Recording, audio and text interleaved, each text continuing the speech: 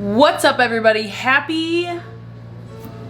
happy. Dr. Courtney here. Thank you so much for tuning in. So today's topic is actually going to be a really easy one, and you know what? It's going to come up for every single orthodontic patient when they're done. It's retainers. Ah!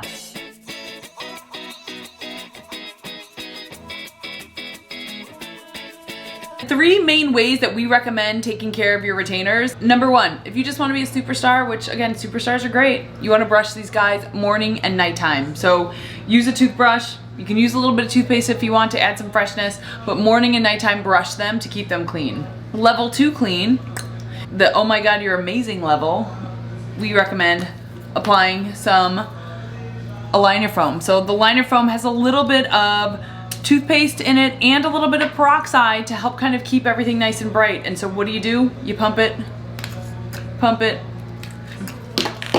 put the trays in your mouth. Ooh, oh, it's not that type of video.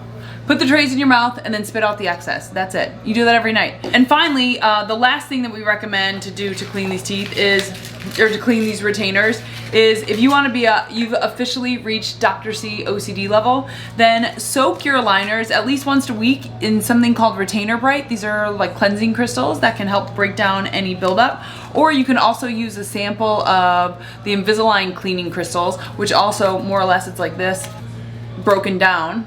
Anyway, you want to do this at least once a week to help keep it clean. So, all right, and then one last piece of advice: never soak your retainers in mouthwash.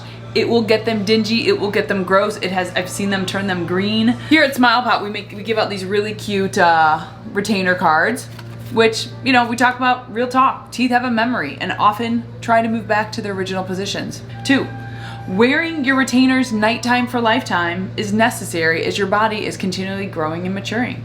3, average lifetime for a retainer is 3 to 5 years, but if you clench or grind your teeth, it could be less.